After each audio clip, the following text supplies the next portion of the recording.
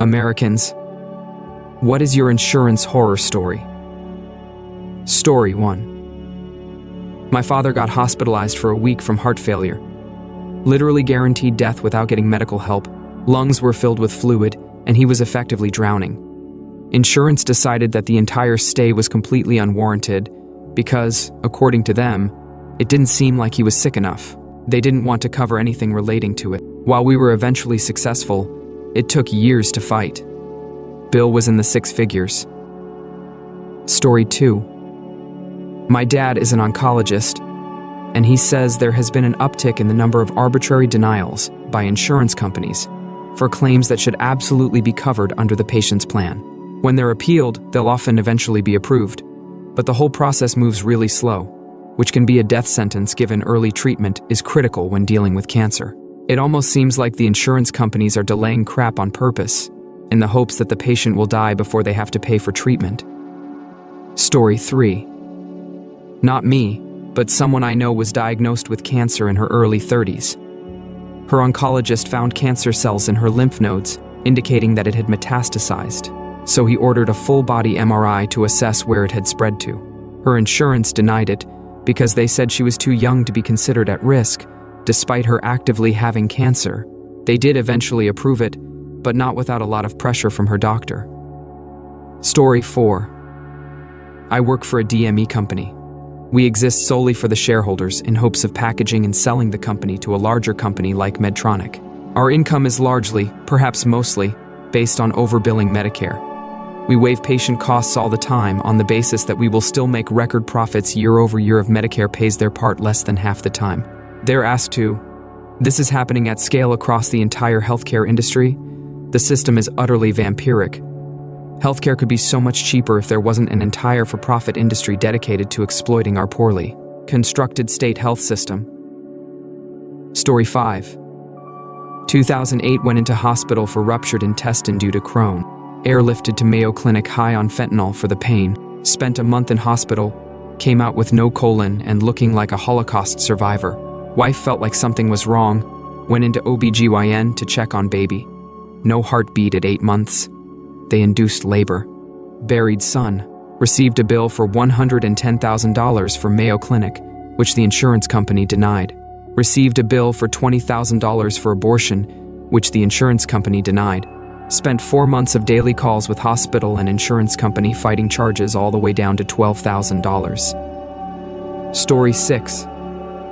My father was a doctor with a pre-existing condition before Obamacare, which meant the only health insurance he could get was through his state's pool of last resort. It took 30% of his income as he was self-employed and working in a very rural area. He was the only physician in his specialty for 75 miles, and when things got desperate for his patients would allow them to pay in piano, lessons, vegetables, whatever, instead of cash if they needed to. He had a stroke and died on his bathroom floor but lived on life support for 4 more days. $350,000 later, including a $70K helicopter flight for 30 miles. A man who dedicated his life to medicine and donated all of his organs to science died less than broke because of healthcare costs. Story 7. My daughter had a febrile seizure at 1 year old. She seized for more than 30 minutes, and when the ER got it stopped, she was paralyzed on her left side. The doctor thought she may have had a stroke, so they transported her via helicopter to a pediatric stroke unit. She did not have a stroke, and instead suffered from what was called Todd's paresis. Insurance refused to cover the $64,000 helicopter ride as they deemed it medically unnecessary. They couldn't tell me what the alternative was, or what we should have had chosen instead, just that a helicopter ride wasn't it. It took us nearly a year, multiple appeals, and the support of the hospital's board of directors to get insurance to cover their own terms. Story 8. Husband was getting a stem cell transplant to treat his stage 4 lymphoma. The morning of the procedure, the hospital realized we didn't have insurance because he had recently quit his job, ran out of FMLA, and the previous employer had not submitted the paperwork to Cobra. We had to contact them to fax a form, and I had to write a check for $1,600 to cover the previous 2 months of Cobra so his transplant could proceed. If my sister hadn't have gone to HS with that transplant coordinator, and I didn't have $2,000 in my bank, he wouldn't be here today. Story 9. Far less severe than what I'm sure will populate this thread. But a terrific example of the nonsense that is American health insurance. During COVID, I was working for a Hawaii-based organization, but on the East Coast. Someone in my office popped positive for COVID, so everyone in the office went to a testing site to get tested. My claim for the COVID test was denied because I didn't go to one of the approved testing sites for my insurer. All of the approved sites were in Hawaii. At the time, you couldn't travel to Hawaii without proof of a negative COVID test. So, the only way I could get the cost of a COVID test covered was if I went to an approved testing site. But in order to travel to any of the approved testing sites, I needed to show a negative COVID test. Story 10. My wife just got her third denial for authorization from UHC for an MRI on her hip that her doctor has been trying to get her for over a year. The first reason, she didn't submit x-rays. Submitted x-rays, reapplied. The second reason, she hadn't done PT before the request. Submitted evidence that she has done PT on and off for 7 years, to no improvement. The third reason, she needs to have x-rays done first. This AI auto-rejection cruelty is par for the course. Story 11. I had an extremely similar chain with BCBS. I have shoulder issues where I have severe limitations in movement and my shoulders dislocate with a stiff gust of wind. I went to see an orthopedist and they took x-rays. The x-rays were clear, and they pretty much immediately knew it was a cartilage issue, so they scheduled me for an MRI. I got in for the MRI the next week and had the readings back within 2. Around that same time, BCBS sent me a rejection notice that I would need at least 6 weeks of PT before they would consider an MRI. This was after I already had the MRI back showing complex labral tearing that PT would do nothing for. You can't regrow cartilage, and they know that, so literally everyone knew that PT wouldn't do dick, but BCBs for some reason still wanted me to do it. I guess they figure people will get tired of trying. I'm a disabled vet though, so I was lucky enough to have the VA cover it without having to fight it out with insurance. I hope your wife gets the treatment she needs, and screw insurance. Story 12. I got super sick when I was 7, and had an extended hospital stay. Unfortunately, it happened during a brief lapse in my dad's employment history, so we were briefly between insurance. I later found out my parents went bankrupt, and my dad had to take on higher-paying jobs he hated in order to pay it off. He eventually worked himself to death. Almost literally. He worked so many hours of overtime he fell asleep at the wheel and drove off the road and crashed into a tree. Worst day of my life. He should have been enjoying his retirement by now. Instead, he's been gone for years, and my mom still struggles with depression and being a widow. America needs universal health care. Story 13. Definitely not as bad as others for sure, but being a T1 diabetic, you basically are at the mercy of drug prices. South Dakota also only has 2, if you're not on a corporate plan, health insurance companies which, ironically, are part of the 2 health systems in the state, Avera and Sanford. My insulin copay seems to change constantly. The real issue that's stuck in my craw is my blood work. I went to a small clinic, hospital to get work done, and was charged $800 for routine blood work that typically costs me around $30. Called the clinic and asked why it was so expensive. They said it was because the test was taken in the hospital and not the clinic. That's just their policy. This is a while ago, so I'm not entirely sure if it was a policy of the medical side or insurance side. But since Avera is both the healthcare and insurance company, I guess it doesn't much matter. Months later, I mentioned this to my endocrinologist, who then mentioned Quick Labs. It's an unadvertised blood test that covers everything I need for $75. Of course, this is unadvertised. Anyway, my fellow South Dakota diabetics, ask for Avera Quick Labs if your current blood work is ungodly expensive. No appointment necessary at participating facilities.